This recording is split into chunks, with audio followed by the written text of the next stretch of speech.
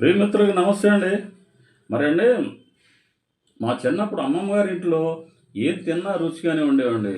అదేంటో అవి తిన్న మేము ఇప్పటివరకు కూడా ఆరోగ్యంగానే ఉన్నాం.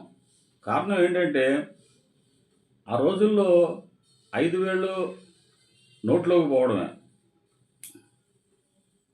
అంటే ఆ కాలంలో తినడానికి స్పూన్లు గట్రా ఏం ఉపయోగించేవాళ్ళం కాదండి.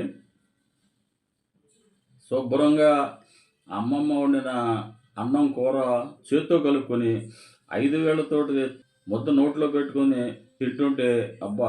ఆ రుచే వేరబ్బా!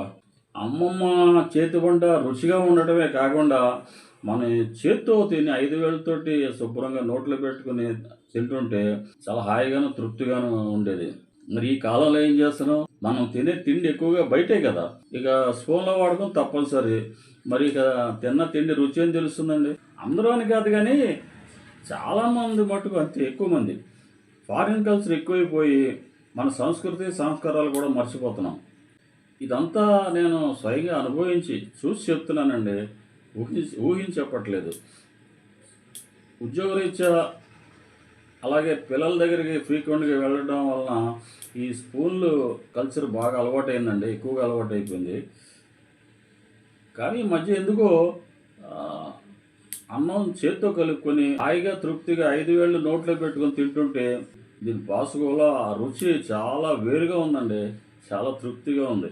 బావుంది. అందుకే పెద్దలు చెప్పేవాళ్ళు 5 వేళ్ళు నోట్లోకి పోతన్నాయి మనకి అది చాలని.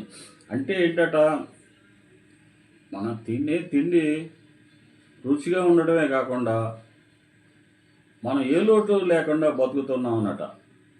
మరి పెద్దల అనుభవంతో చెప్పిన మాటలు నిజం గదా!